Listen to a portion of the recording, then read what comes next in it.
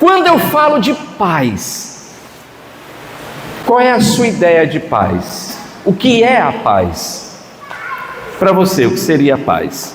Seria algo pacífico. Nós confundimos muito essa questão de paz.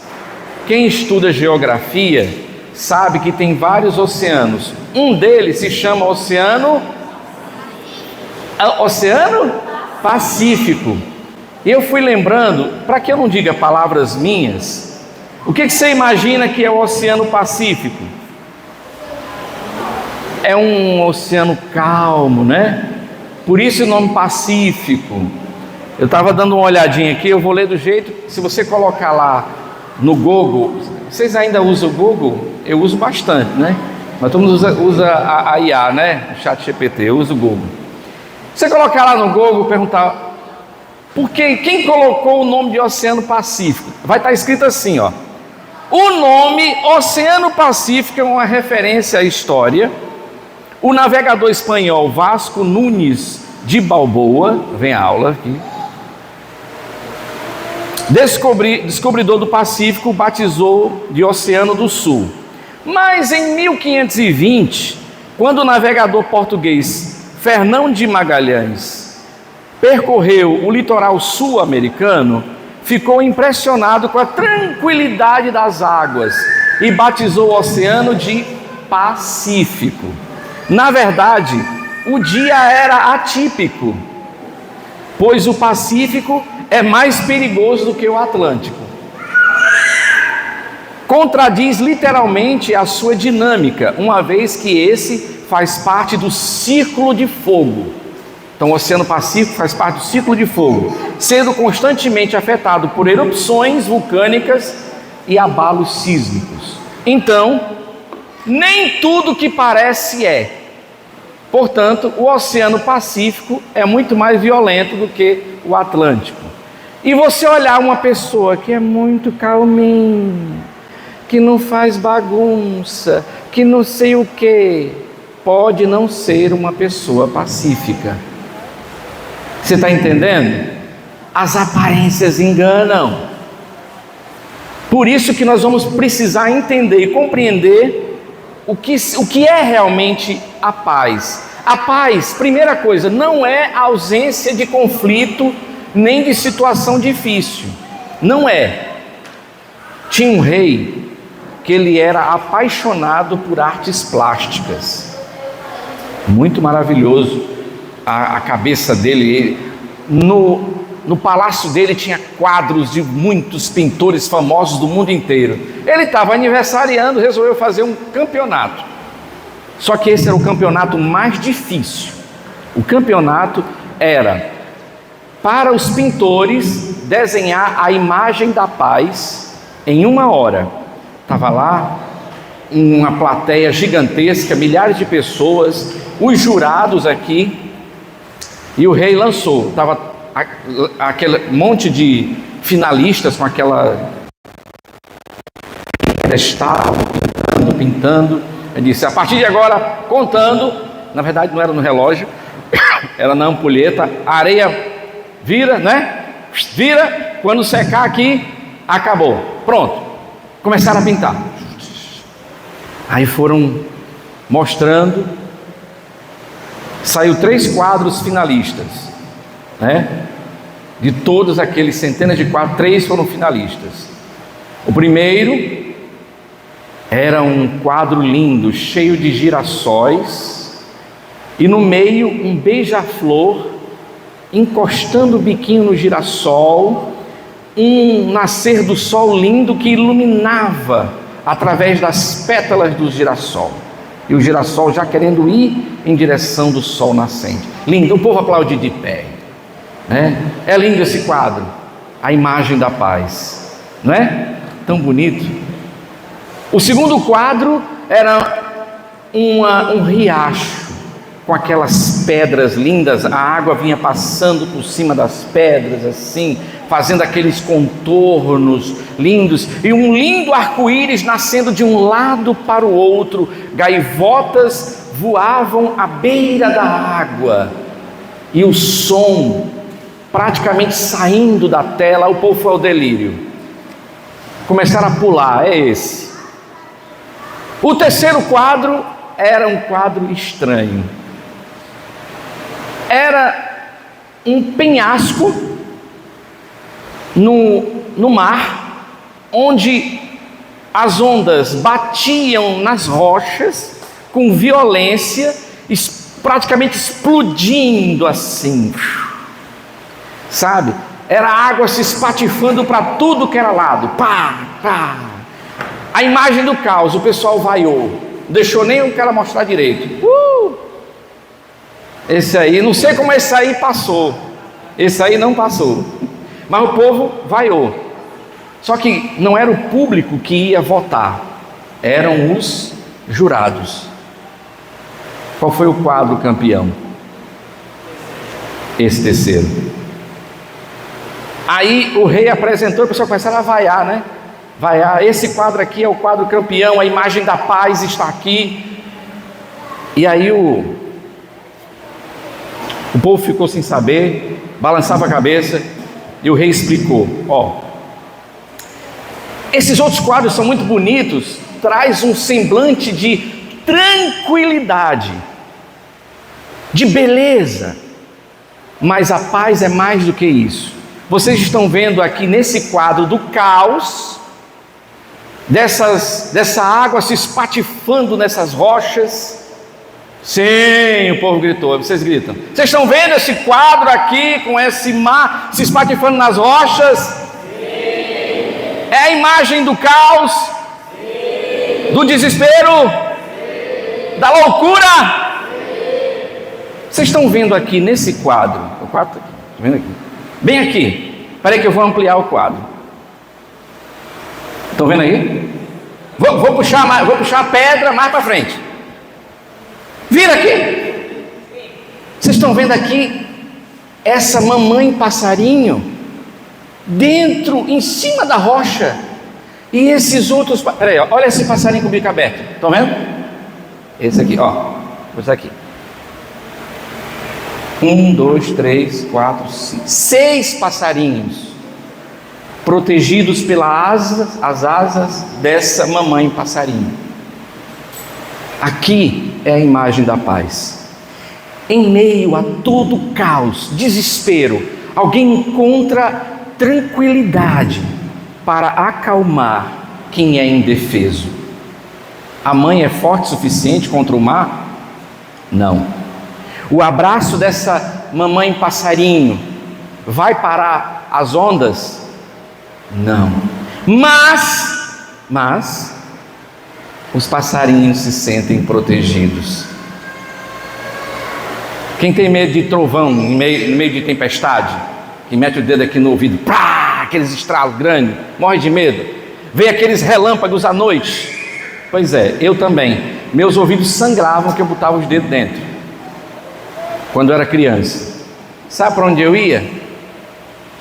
Pulava na cama da minha mãe, pequenininho, assim, pequenininho, que nem o Caleb, né?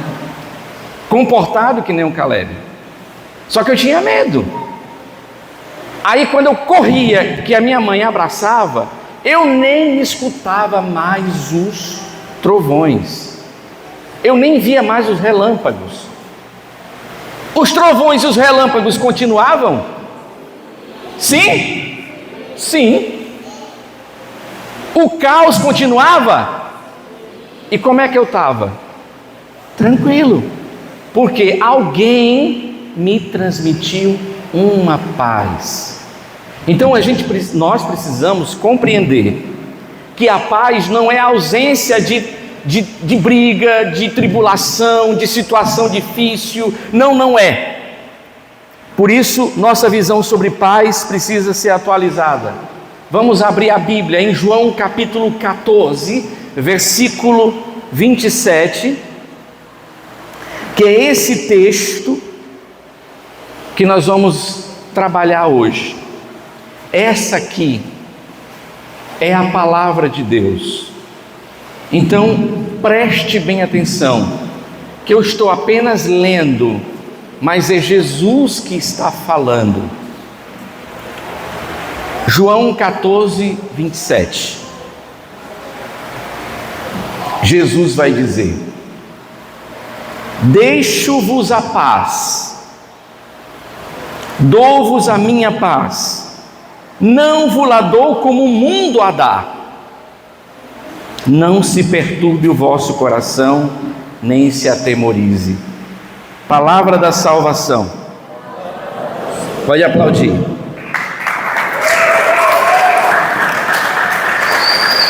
Vocês sabem em que momento Jesus falou isso? Deixo-vos a paz, dou-vos a minha paz. Qual foi esse momento? O momento que ele estava no Beach Park. No Beach Park não, lá naquela Lagoa Azul, ali no Beach Park tem aquelas insanas, aquela coisa, né? Lá na Lagoa Azul, ali na Jericoacoara, deitado naquela rede que fica dentro da água, tão gostoso, é bom ali, é muito bom, aí não quer se levantar mais. E os discípulos em outras redes, e ele balançando a água, balançando e dizendo: dou-vos a minha paz, deixo-vos a minha paz, não como o mundo dá. Foi nessa situação? Não. Quando Jesus diz: deixo-vos a minha paz, eu vos dou a minha paz, todos esses capítulos, vocês vão ver o capítulo 12, o 13, o 14, o 15, o 16, nós vamos ver esses capítulos próximos ali. Jesus está, deixa eu voltar aqui, se a gente vê aqui, ó, o capítulo 13 é um momento em que Jesus está lavando os pés dos seus discípulos. Aonde é que ele está fazendo isso? Na última ceia. Daqui ele vai para onde? Ele vai para a cruz.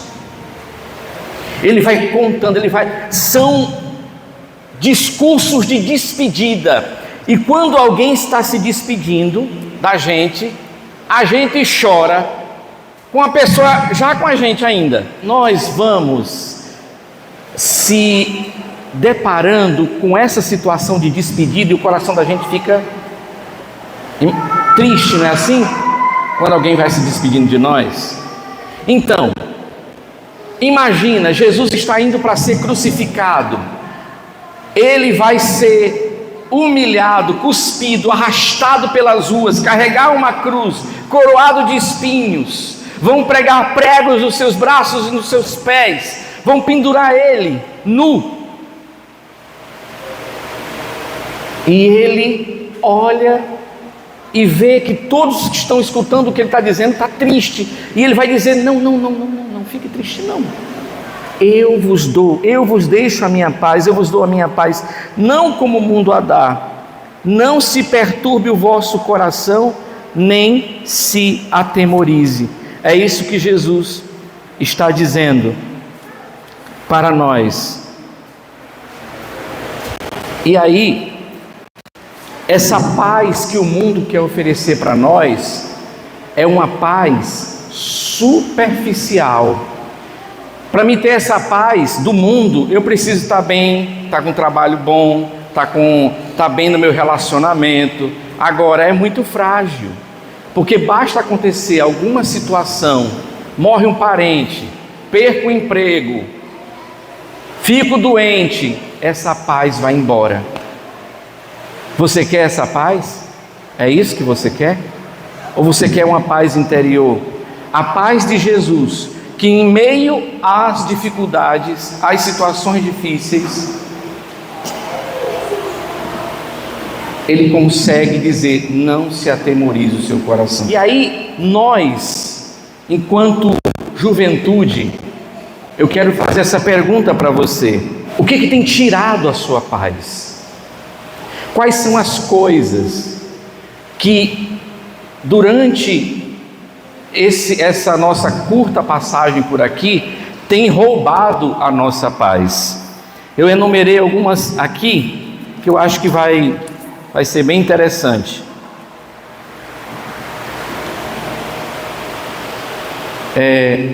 Quando a gente percebe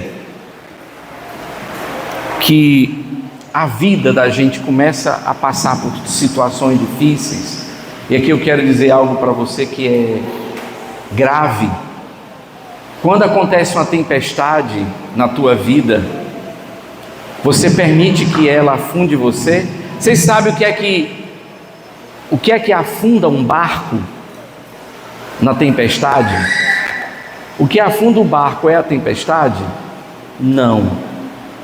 O que afunda o barco não é a água que está fora dele, é a água que entra nele. Preste bem atenção. A tempestade pode ser a maior possível. Se não entrar no barco, ele vai seguindo. Eu vejo ali na Caponga, tem umas jangadas, né?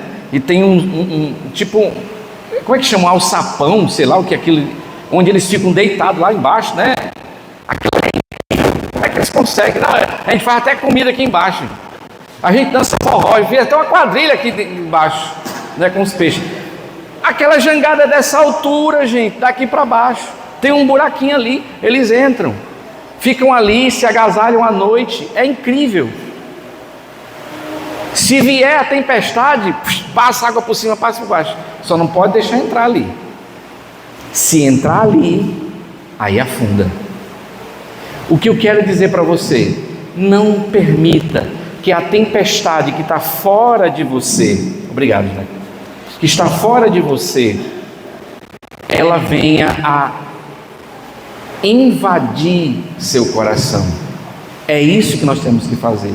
Quando vier a tristeza, quando vier a ansiedade, que são tempestades que nós temos, a ansiedade porque eu não sei como é que vai ser a minha vida profissional, o meu trabalho, e a gente fica temeroso. Não deixe que isso invada seu coração. Tristeza, as crises emocionais, né? Sentimento de solidão, baixa autoestima, rejeição. Meu Deus do céu, ninguém me ama, ninguém me chama de meu amor, né? Momentos conturbados, desilusão amorosa, certo? A pressão social. Eu dependo de likes. Você vai tirar uma foto, você vai olhando quantos likes você teve. Se não teve o que você pensou, você já fica triste, perturbado, porque as pessoas não deram like na sua foto. A comparação. Mas porque fulano tem não sei quantos seguidores. Gente, você quer conseguir muitos seguidores? Eu vou dizer uma coisa para você. Tem um segredo para vocês conseguirem muitos seguidores de uma vez só. Pega um pedaço de pau e cutuca um enxame de abelha que tem bem ali, e sai correndo. Vai um monte de seguidores atrás de você. Então essas coisas vocês não podem, não permitam que invada o coração. Elas vão acontecer. Vão sentir tristeza? Bora, vou ter desilusão amorosa? Vou ter perseguição na escola? Vou ter foto minha que vai flopar, vídeo meu que não vai sair do canto? Vou. E se não der like, problema de quem não deu. Eu me amo a mim mesmo. O problema é que tem muita gente pessimista, e a gente tem que pedir a Deus uma graça. Eu preciso de 2 voluntários aqui só para fazer. Sim. Você de verde, como é teu nome? Esse rapaz musculoso, que faz halteres, um exímio jogador de bila, veja só. Ele é uma pessoa altamente otimista. Mas o João Pedro, esse galã da Globo, olhos verdes, lindo, ele é pessimista. E aqui, eu vou entregar meio copo d'água. Tu não bebe, viu? Não bebe não, nem ia beber. Meio copo d'água para ele que é pessimista. Ele olha para a água e diz: tá meio copo, tá meio ruim, meio vazio. Eu vou entregar esse meio copo para ele. Tá quase cheio. Viu a diferença? Obrigado, palmas para eles. Mesmo copo, só que ele viu o copo pela metade. Ele disse que não, está quase cheio. Que lado você escolhe? Tem gente que é tão pessimista, que não consegue enxergar nada, só vê a metade do copo. Eu conversava com uma pessoa que dizia assim: poxa, eu estou numa pindaíba medonha, eu estou aqui numa situação muito difícil financeiramente. Eu digo: quantas pessoas da tua casa estão internadas na UTI? Nenhuma. Tem alguém com a perna quebrada que não possa se levantar para fazer um café? Não, está todo mundo bem. Opa, você é rica. Primeira coisa. Está devendo a quantos agiotas? Não, nenhum, graças a Deus. Opa, você é rica. A gente vai dando sentido novo. Por quê? Porque se o nosso coração estiver cheio dele, do Senhor, repleto dele, essas coisas, essas tempestades não vão ter espaço no nosso coração. E aí, meus irmãos, olhando para cá, e aí eu peço que vocês voltem seu olhar para cá. Essa imagem, deixa eu me ver aqui, eu preciso que alguém venha segurar aqui, que fica melhor. Pronto. Essa imagem é uma das imagens mais incríveis sobre a paz. Lembra que eu falei do passarinho lá acalmando e tal? Mas Francisco de Assis, São Francisco, nosso baluarte, ele se encontrou com essa cruz que estava enterrada no chão, cheio de poeira, de areia, de coisa. E aqui ele contemplou o Cristo. Ele foi limpando e foi olhando para esses olhos aqui. Então Francisco, que vivia atormentado, atribulado, ele começa a olhar para cá e vê que uma pessoa toda chagada, crucificada, consegue um olhar de ternura. E ele se apaixona por esse olhar. Por isso que Francisco, ele se torna um arauto da paz. Ele tinha raiva, ele queria brigar, ele queria conquistar o mundo com a espada, mas ele percebeu que essa verdadeira vitória, Jesus é a nossa paz, mesmo diante de todas as tribulações. E quando a gente se aproxima dele, o que vai para o nosso coração é esse sentimento de paz, de plenitude. Tem um santo chamado Vicente de Paulo. Já ouviu falar nele, São Vicente de Paulo? Tem uma história dele muito interessante. Uma mãe viúva chegou lá e disse: eu quero falar com o Vicente. Ah, muito bem, sente-se. Aí a senhora olhou e disse: olha, eu sou viúva, eu tenho um filho que eu amo muito e ele está desempregado, o senhor podia dar um emprego de padre para ele? Aí São Vicente, com muito cuidado, disse assim: ora, padre não é emprego, é vocação. E o seu filho não tem, quando ele falou, o seu filho não tem, a palavra não para o filho dela foi uma porrada. Ela não esperou nem terminar, ela se levantou, pegou a cadeira e jogou na cabeça dele. Ela estava sentada aqui, pegou a cadeira e pá! São Vicente caiu. São Vicente caiu, sangrando. O que foi que ele fez? Véia maluca! A gente está explicando. Não. Ele se levanta, bate a poeira, limpa a testa, olha para ela e diz: como é grande o amor de uma mãe. Ele foi muito além do gesto de violência. Sabe por quê? Ele enxergou o amor que ela tinha pelo filho que fez aquilo. Você já pensou, alguém que te machuca pode não ser aquilo? Lembra que eu estava dizendo que a paz, a gente se engana com as coisas, a gente também se engana com a violência. Imagine um gatinho no meio acuado naquele canto, você vai pegar nele, o gato lhe arranha. Gato safado, você vai olhar, o gato está ferido. Às vezes as pancadas que a gente leva dos outros de graça é porque o irmão machuca, né? Mas às vezes que o irmão está ferido, ele não tem outra coisa. E se a gente se levantar e dizer: meu irmão, conta comigo, foi o que aconteceu com você? Você nunca fez isso comigo. Mas gente, para a gente ser que nem São Vicente, que nem São Francisco, a gente tem que ter intimidade com ele, porque só ele é a nossa paz. Só ele é capaz de dar essa graça. Mais na frente nós vamos falar sobre ser instrumento de paz. Você está diante de uma situação difícil na sua vida. Você está diante de uma situação que pode afundar a tua história. Alguém te humilhou. Pega esse papelzinho, nós vamos ler juntos. É uma história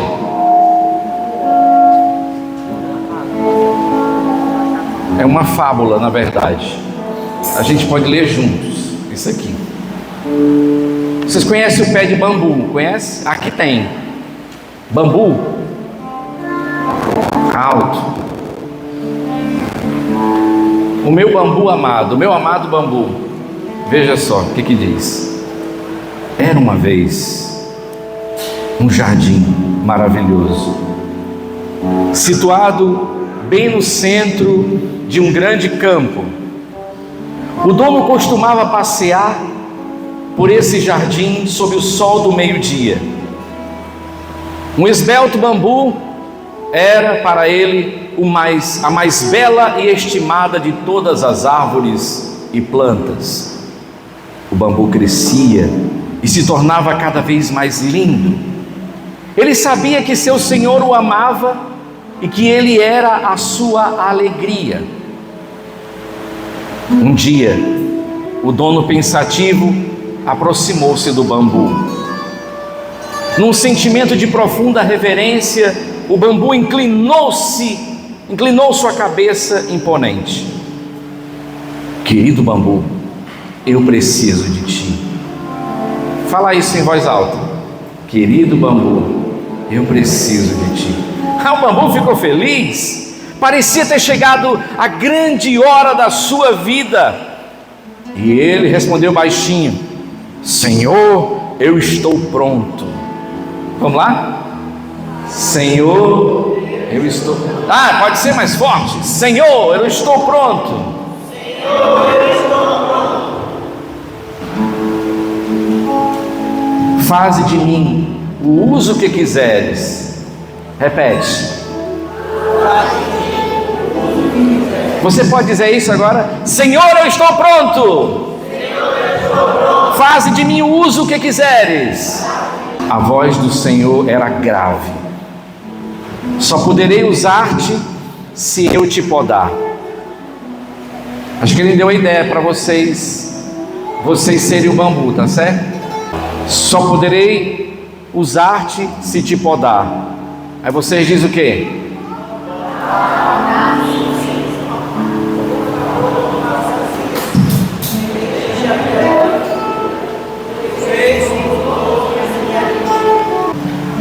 Meu bambu amado, disse o Senhor com mais firmeza, não importa que te admirem ou não, se não te podar, não posso usar-te. No jardim, tudo ficou silencioso. O vento segurou a respiração. Finalmente, o lindo bambu se inclinou e sussurrou: Senhor, se não podes suportar, então faz comigo o que queres. Meu querido bambu, devo cortar também as tuas folhas.